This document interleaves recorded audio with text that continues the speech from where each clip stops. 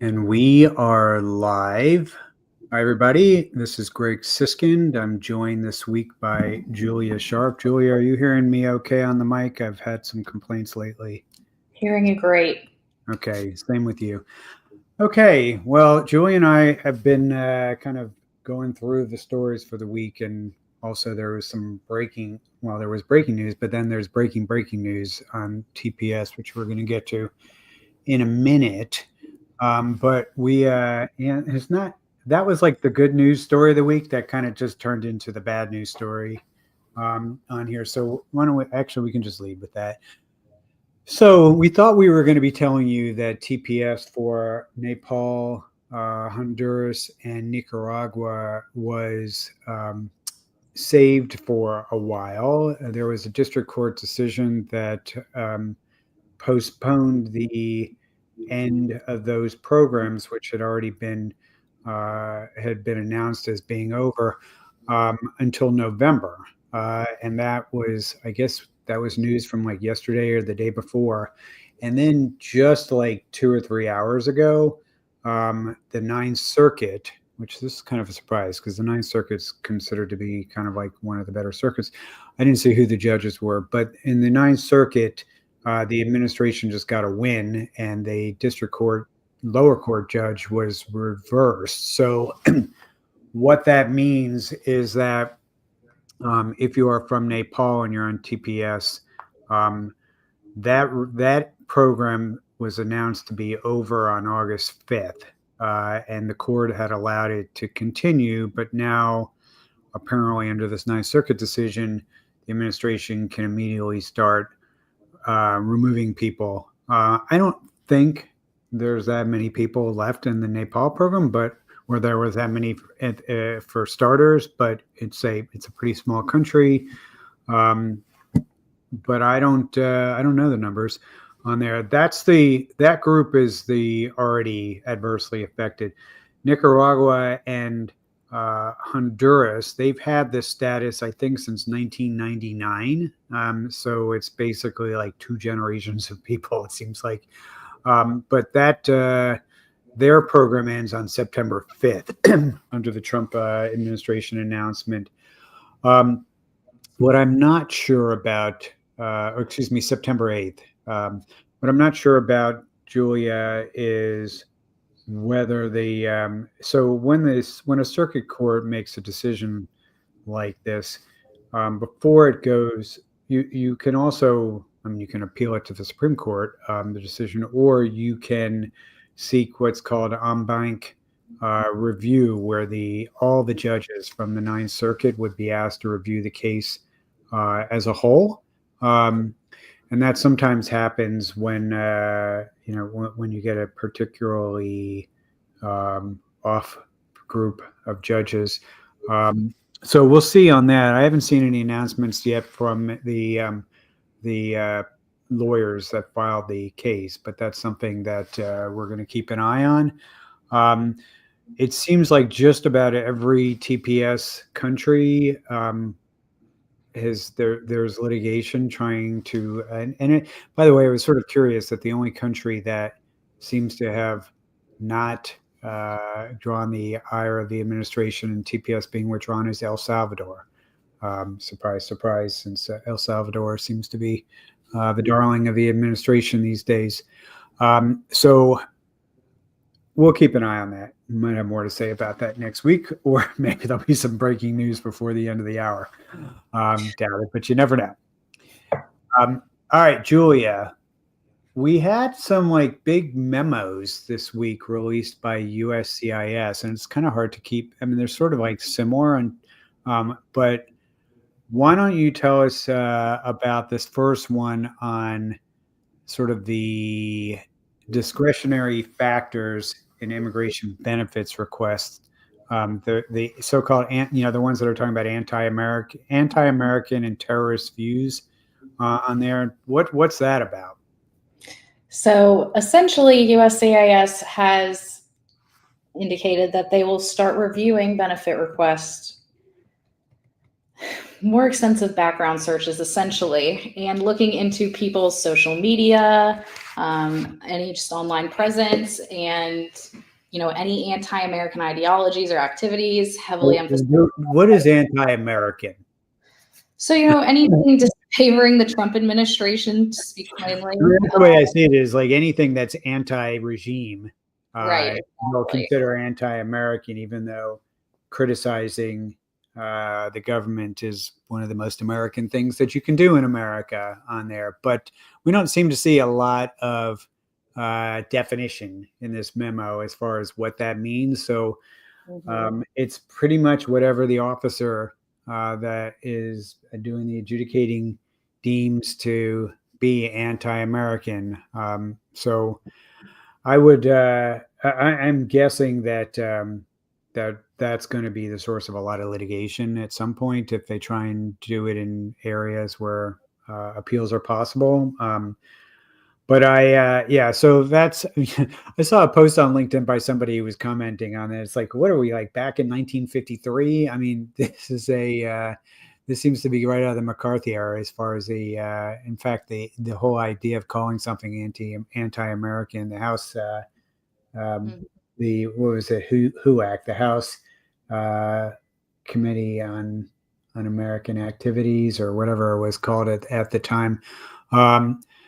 So that's look, terrorist organizations. I think that's a little bit of a easier one. Although terrorist now seems to be whatever the administration decides is terrorist, and it's no longer, it has the same traditional meanings that we thought we knew what terrorist organizations were. So wait and see.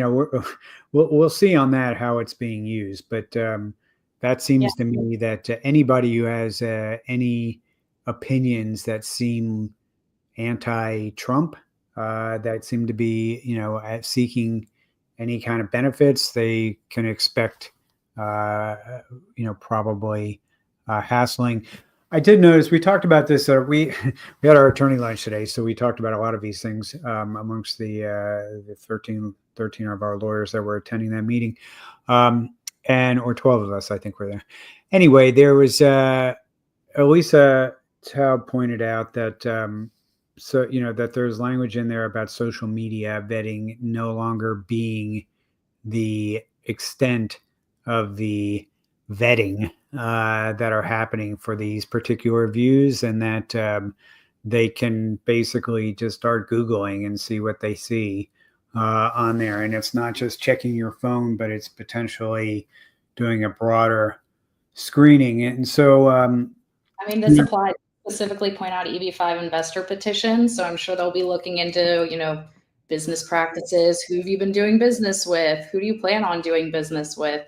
Also in the language, along with the, anti-American language, they bring up anti-Semitic terrorism. And, we see that language brought up a lot with opposition to their current regime's foreign policy positions and approaches. So all tying back into just anti-regime, essentially. Yeah. So, just be aware of that, that if you express opinions, then there might be an issue. We were also sort of talking more broadly about social media and like what's expected at the ports.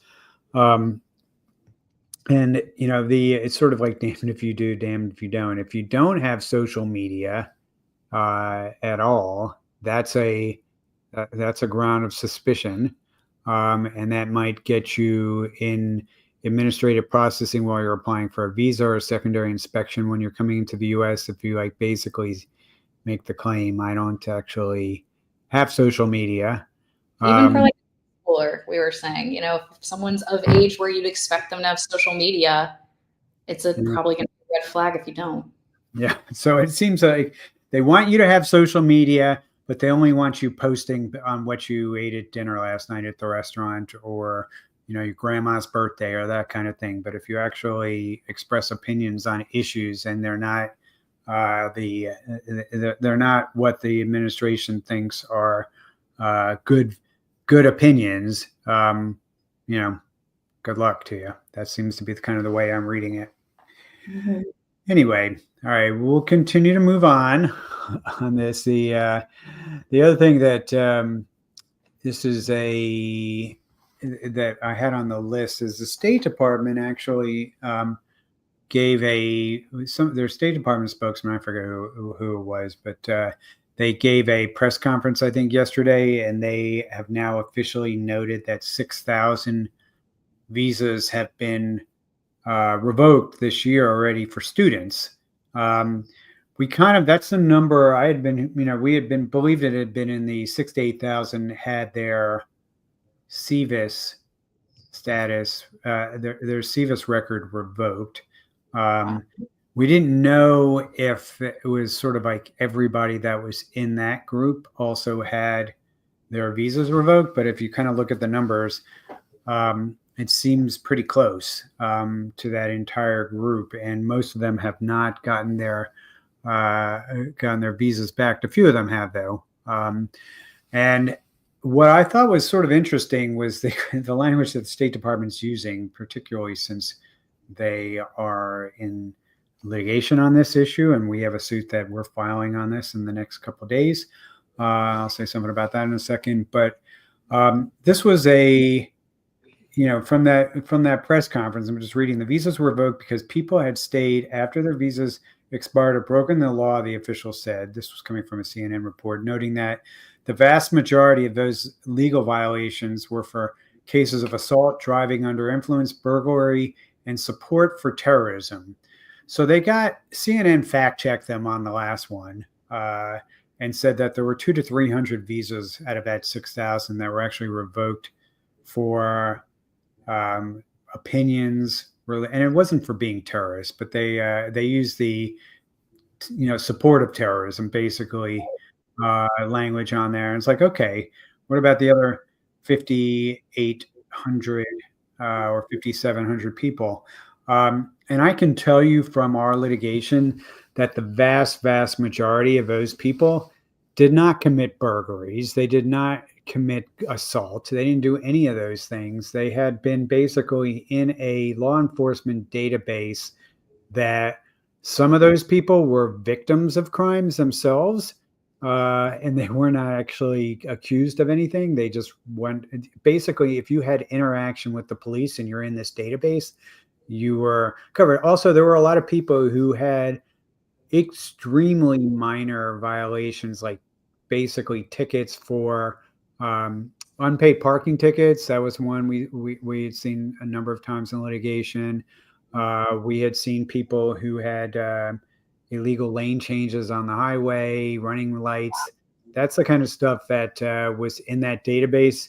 And we told people we weren't interested in their cases if they had more serious violations, but most people didn't have that. There were every once in a while somebody who had a DUI, but it was it usually was fairly minor stuff with no conviction at the end of it. Also, there's a lot of these people were just accused of things, but were not actually convicted. So in America, you are innocent until proven guilty, but apparently that's not the case with the State Department, that even if it was completely mistaken and you were able to clear things up and your record is completely clear now, that didn't stop your visa from being revoked. So that is some of you may remember we were one of the firms with impact litigation that sued on the CVIS revocations in the spring, and we were successful in that suit. And the Department of Homeland Security settled with us in that case, and we got everybody their CVIS status reinstated. We had as part of our settlement, we agreed to separate out the Department of State, which was not a party to that. And it's kind of curious that they had this to say, about the 6,000, just as these lawsuits are being filed on that issue in DC. So if you're interested in being part of that suit, go to impactlitigation.com. I'll show you that banner in a second. I have it somewhere on here. Here, here it is. If you go there, you can sign up again. So we are going to seek class certification, but what has oftentimes happens, like happened in the CVIS revocation suit, is that we may only be getting the benefit for our plaintiffs in this case if we don't actually get to the point of class certification. So if you're interested in being in the case, go to that site. If you have a visa if you had a visa revoked and you're trying to do it. If you were in our case in the spring, you're going to be in the case that's being filed. We've already seen all the litigation documents, and I think they're just doing the final dotting of the I's and crossing of the T's and getting that filed probably in the next 48 hours, if I had to guess. Okay. All right. So back to us and what we were talking about. So that's the students. Then there was another memo on false claims to U.S. citizenship. Julia, can you tell us a little bit about that one? Yeah. So it was an update, again, clarifying the case from back in 2019, I believe, the matter of Zhang, which affirmed that knowledge and intent was not required to find a finding of false claim to citizenship, essentially. So the main point here is that even if you think you're a citizen, and so you make a claim to citizenship, say you go vote, etc., that's not an excuse. It's right. So, which is horrible, because I mean, it's like, basically, what is the point of this is to prevent fraud and prevent people from claiming something that they're not entitled to. But if you don't actually know that you're not a citizen, and people may say, how do you know you're not a citizen? I'll give you an example in a second. But if you have no idea that you're not a citizen, that you're, who is benefiting from that? As far as who would actually think they're a citizen, people that came to the U.S. when they were really, really young. And I've had several of those cases over the years. The first time I had it, I was like, thought that was the craziest story when somebody told me that actually, it was an early case when I was a young lawyer back, this is probably like 30 years ago. And when it was also it was a little more forgiving but a young man comes into my office, and he had just graduated dental school, and he finished his residence. He was applying for his dental license in Tennessee, and he had to document citizenship to get his license. And he goes to his parents, and his parents confess that he was not born in Tennessee, as he had believed his entire life, that he in fact was born in another country, and that they had come on a tourist visa and overstayed, and they never told him. And it took the dental license application for him to finally learn the truth on it. By the way, and parents don't tell their kids, though, when they're that young, it's for their own protection. And so I think some people get stuck on that also, like, how could the parents never tell them? And it's, for a while, it's, again, for the kids' own good. You don't want them going around school like, oh, I'm undocumented, or, I don't have papers. Yeah, well, and also to protect the family, because they don't want, anyway, so that seems to be sort of the way that I've almost every case I've had, it's always been the parents hid the fact from the kids. But in this first case I had, by the way, I used to have I don't think you were with us then, but maybe you were. I used to have a script for a show, a Hollywood show. It was called Drop Dead Diva. I don't know if you remember that show. It was on Lifetime. It was about a lawyer on there. And I was consulted on a script about. And we were brainstorming with one of the writers for the show, wanted to do an immigration story, and they wanted to talk to me about a lot of the crazier cases that I had over the years. So I told them about that case. I said, this is an early one, but it just sort of blew my mind initially on there. And that was what they made the episode about. was about about somebody who didn't realize who gets busted in San Francisco for an open container, which is basically like just walking out of a bar with a drink and sort of like drinking on the sidewalk, and he gets arrested and. With his Margaret Cho, the comedian, is one of the stars of that show, and the two of them are out drinking. Cops come, they send him, they both get arrested. She strolls right out, and he doesn't. Her cousin on there, and that's what the whole story was about. Is about how he had no idea that he was not only not a citizen, but that he had no legal status in the U.S. So that's if you go into IMDb, somewhere on there, I think I got a credit or somewhere on there for that. But that's how that case. So that's like my Hollywood moment was about this particular issue. Anyway, so the bottom line on it is that it doesn't happen that often. That there's no knowledge, but it does happen from time to time. And apparently the administration is not having it even for people that had no idea. It just seems like they're looking for any way to sort of bump the numbers up on who's getting removed. And they don't care at all about whether, about the facts behind the case. They just want to use those numbers and get them up as much as possible. And it also just further proves they aren't focused on bad actors or people who are doing, criminal things. They are just focused on their numbers. Yeah. All right. Speaking of numbers, so I had Austin Kocher, who's a really good blogger on immigration, particularly when it comes to asylum and enforcement issues and all of that, published some information. He's also doing really good Freedom of Information Act requests and getting a lot of data that's not available anywhere else. It's really his blog is really good for that. But he also reported, I'm just looking at this. So there are these things called 287G agreements.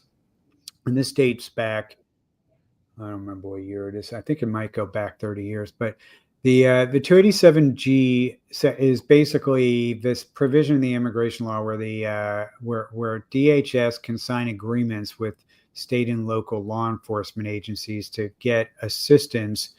And basically, it's officers basically cooperating with ICE. It's sort of like the opposite of sanctuary city, where these cities proactively are going out and trying to create relationships with DHS to help increase deportation numbers. Now there apparently are 900 of these agreements in place. That's a pretty substantial increase. Not surprisingly, most of those are coming in very red states like Florida and Texas.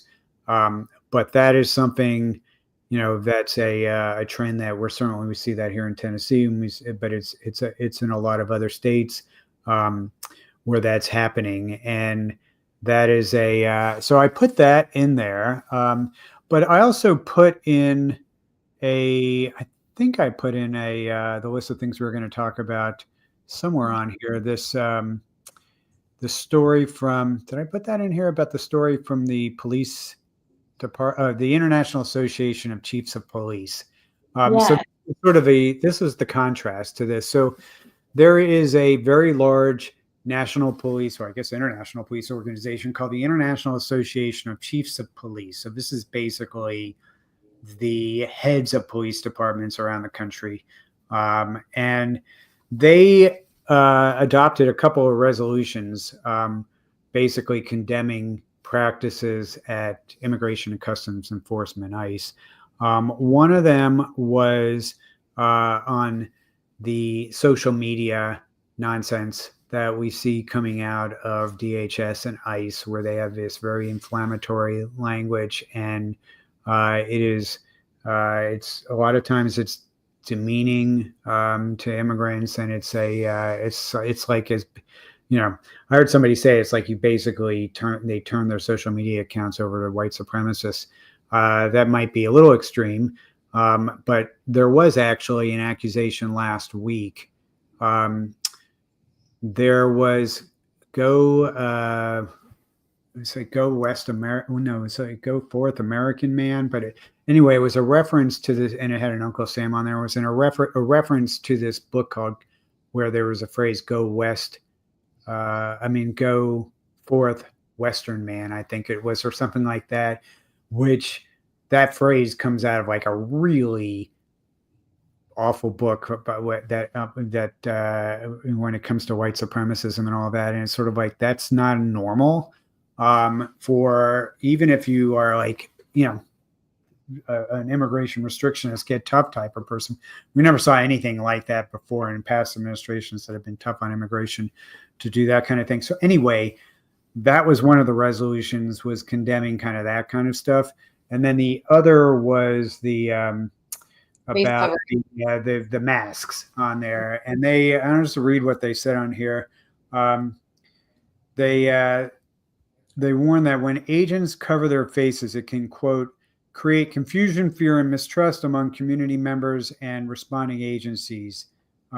Anyway, that was very interesting, I think. So these are like, they're not exactly shrinking violets, chiefs of police. They're not, they're not the, the lefties that the administration usually portrays the critics on here. And, if there's a reason why police don't wear masks. And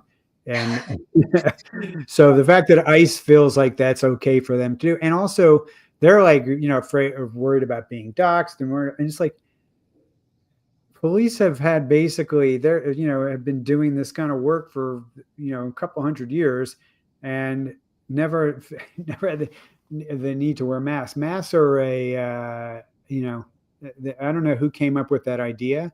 They didn't do it in the first Trump administration. I can't remember any ICE people being, really put in any kind of difficult situation in the first Trump administration either. So I don't know where this comes from, but it is I was glad to see the at least that group of police, saying something about it. I think it's also a lot of like the private bounty hunters that ICE has been working with too, that are just running around with their faces covered, which is also, they're unmarked, not actual law enforcement either. And it's terrible. It's scary. So I'm glad to see that these, chiefs of police are sticking up for their employees also. All right. So I'm still skipping around. We had another memo from USCIS this week about naturalizations and about good moral character. So, Julia, what was that about? So we now have to prove good moral character on the front end. Right. It's no longer just sort of an absence of criminal behavior. Right. And we were sort of talking about that also today during our attorney lunch. What does that look like now? How do we want to start documenting that? We typically, most of the time, I believe we're sending clients with tax returns, paying your taxes. That's a sign of good moral character. Other things like maybe you volunteer at your church, or you're very involved in the PTA, or I don't know, we were just brainstorming. We're all over the place, just showing how are we going to show people are just parts of the community. But also, sometimes people don't have time for all of that. So I don't know. Paying your taxes, being a productive worker, probably some of that will be fine. You're thinking about getting into volunteer work? Maybe a good time to go.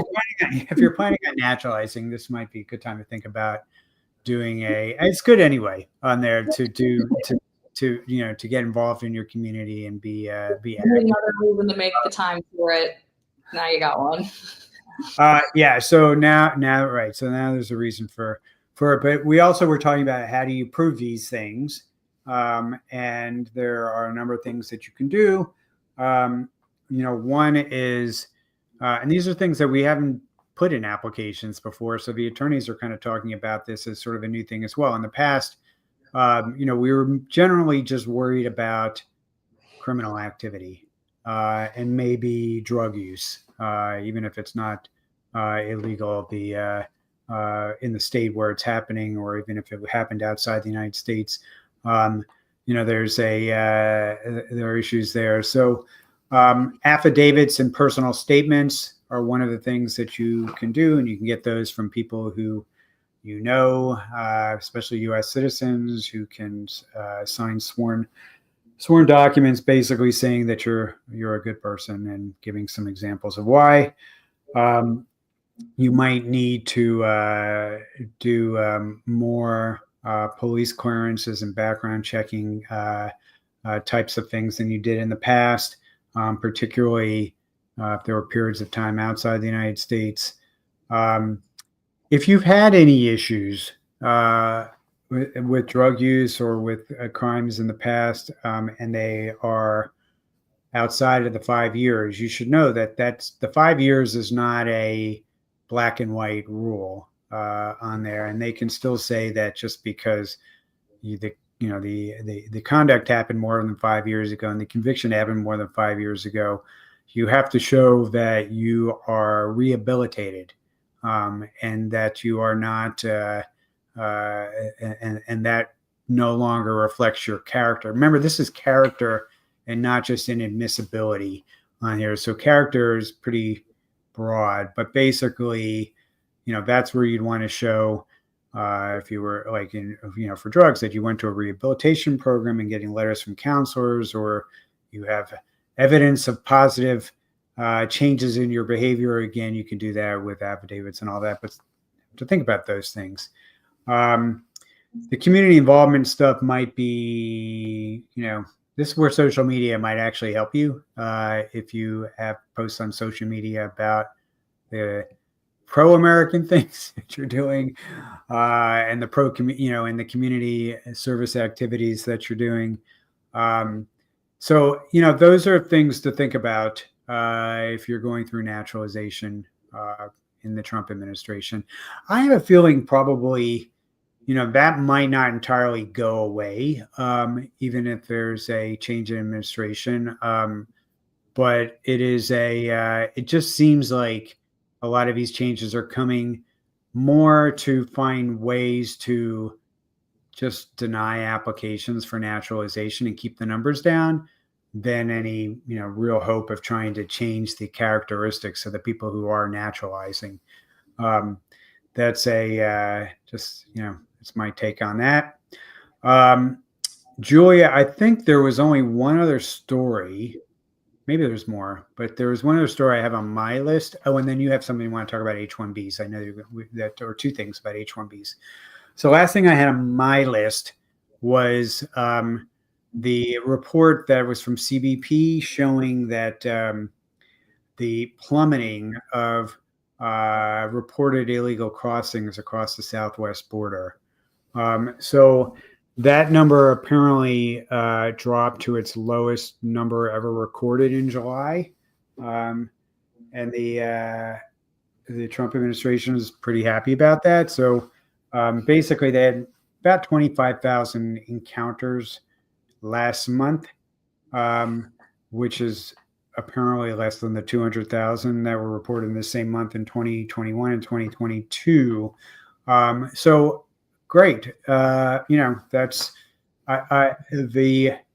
we had heard over and over again that once the southwest border was under control, and illegal entries were dropping dramatically, and that the government had control over that border, that they would be open-minded to talking about trying to make a lot of changes to legal immigration and trying to think about changes on relief for people that are without status here, but only after they got control of the border. So I would say, okay, you have the evidence now. You're taking a victory lap that you've gotten these numbers down by 90%. So now, are you ready for the next step? Because you always said it was not just you were not just about keeping, about trying to get rid of immigrants, but you were trying to get control of the border and have a legal, orderly process. So now we're ready for the legal, orderly process that was promised to be coming after the clampdown on illegal crossings at the border. So I'm just putting that out there, that's what the administration had said over and over again. All right, Julia, What were the changes regarding H-1Bs that you had on your list? So first, really quickly, what's been going around and making a lot of people worried, especially people on H-1B specifically, is this rumor of NTAs going out for individuals who are maybe on their grace period following a termination, or they've left their job. So people who are in between H-1B employers who are sticking around and looking for that next one. Right. We had heard reports of NTAs going out when technically the 60-day grace period you have to find a new job or, file a change of status is discretionary. And I mean, at our firm, from what I remember, our colleagues saying no one has really ever seen it play out in a way where USCIS isn't extending the 60-day grace period. So we were really surprised to hear about NTAs.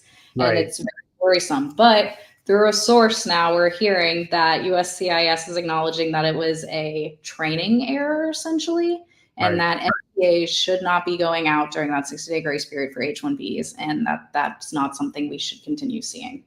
So that's I guess we'll wait and see about additional reports. But that wasn't that. I guess if there was any good news this week, that's one of those pieces of good news to add to the list. So that's good on there. That's I guess that doesn't necessarily mean the 60-day grace period is like we're back in business with that, but it does mean that. It looked like it was kind of one of these things where anybody who asked for the grace period where they were being thrown into removal proceedings was another one of these things that's sort of a gotcha thing for USCIS, where they were using something that was designed very specifically to create some flexibility and give and be a kind of a humane thing for somebody who was in a layoff situation. So that's good, but I guess we'll have to wait and see kind of on that. So at least our worst instincts as far as like the motivations for that, maybe we're off base. So I hope that was right on there. Yes, hopefully. And then the other H-1B not official announcement that came out, but we're hearing talk of, and that I've received a few emails about, is a proposed change to the H-1B lottery. We'd move away from the beneficiary-centric true lottery system we currently see, and it would change to a system that prioritizes higher-paying jobs, essentially. And we don't have the exact details of it yet. It's been approved by, I guess, federal regulators at the White House, but it hasn't been published yet in the register, so I don't have those details. But during the last Trump administration, they proposed a similar system that also prioritized wages, and how that one worked was it was still a lottery, but rather than one big lottery, it was broken down by wage levels. So the government uses wage levels from 1 to 4, 4 being the highest wage level. And the lottery system, how it was proposed last time, would essentially see a lottery within each wage level. So it would start with jobs that fit in the wage level 4. All the visas would go there. They'd perform a lottery, and any remaining ones would trickle down to level 3 wage jobs, and so on. Yeah. Well, we'll see. None of us have actually seen anything yet. I don't know if this was coming out as a proposed rule or an interim final rule, or how they were planning on doing it. I can promise you that it will immediately be challenged in a lawsuit, because when there are losers in that situation, they are motivated to litigate. There will be litigation on any H-1B rule and they will probably win, because this is something that most legal experts agree, that this is something that has to be done through legislation. And in fact, Congress has tried to pass legislation to do this kind of thing before, and couldn't get the votes for it. So I am not super worried. There are, look, I wouldn't be say any legislation in the legislating in this space is not something that would we should be thinking about. There's actually probably there are some reasons why you might want to be strategic about how H-1B numbers are allocated and not strictly randomly to people who have degrees. But the I don't think just looking at, for example, the highest paid, if a lottery goes to where like the top, also I don't think that something that's just looking at occupations and wage levels is necessarily that great either. So a doctor who is paid level 1 wage for certain kind of subspecialties, they may be $250,000, $300,000 is the level 1 wage for a spinal surgeon, or I don't know what spinal surgeons are making these days, but you might consider that person in a that's earning level 1 wage not to be in the same category as a level 1 marketing analyst. Yeah. So And I mean, you don't just pick wage levels based on the actual salary and where that falls within the wage level range, but also if it's appropriate for the job, right? So if someone's just out of college and they're going into an entry level job, they might be working in Silicon Valley and making, a great salary for a new graduate, but it's still a level 1 wage because that's what the job is. It's an entry level job. So that really puts students at a huge disadvantage in this. So another way good talent. It's been a, over the years, and I've seen it over the years where it's like, we should be prioritizing STEM professionals. And then you find out that, that cancer researchers are not considered STEM professionals, depending on the kind of background that they have or the institution where they have. So it's not always super clear, when they do this legislation that they have thought things out really well. What I would like to see would be more just exemptions from the H-1B cap altogether I wrote an article about this like 20 years ago, and most of it's still true, which is that, if an employer, for example, is paying 25%, 50% over their prevailing wage because they're just pretty desperate for somebody, maybe that person shouldn't be in the H-1B lottery if they're already paying way over market for that. Maybe you want to have a that is a criteria for the if you have such a high salary, it goes to your extraordinary ability. Yeah, I mean, but there was like a lot of ways that you could have sort of on exemptions and categories that should be exempt, but the ones maybe you do a labor, if somebody wants to go through a labor certification for an H-1B worker, maybe they shouldn't be exempt. Maybe they shouldn't be covered by the cap either after an employer has actually been able to do an actual labor market test and show that there are no U.S. workers available. I mean, my view of it is, if there are no workers available, why is there a cap? If there's I also thought that was the case for national interest waivers. If somebody's work is in the national interest, and USCIS has made an adjudication that their work is in the national interest, why are we capping the number? Why would you not want as many people whose work is deemed to be in the national interest as possible? I mean, there's like a lot of those kind of questions I have about various things regarding numbers in the Immigration Act. But I've always wondered that about the visa bulletin. Why are they lumped in with the other AB2s? Yeah, I mean, it's there's not a lot of great answers for that kind of thing. Or if somebody has extraordinary ability in their field and they can document that and they've already been approved by USCIS to show that they have, they're at the top percentage of their field, they are still potentially subject to quotas on there. And it's like, really, why would you want to limit the number of Nobel Prize winners and the number of Olympic gold medalists and all that that can come in that category? So there's a lot, but the problem is we haven't had a serious redrafting of the Immigration Act since 1996. And even then there was a lot of stuff that was left out. So and most of the quotas that we're operating under were set in the 1990 Immigration Act on there. So, you think that there are a lot of members of Congress who are younger than the sections of the Immigration Act that they're legislating around. Anyway, that's a subject for another day. So, Julia, I think we've covered everything that we had on our list. I also don't see questions. So I guess we'll dismiss class early tonight. But we'll be back here next week. I don't know which of us will be back next week, but we will be here, and that's the news of the week. If you're interested in reaching any of our lawyers, our website is below.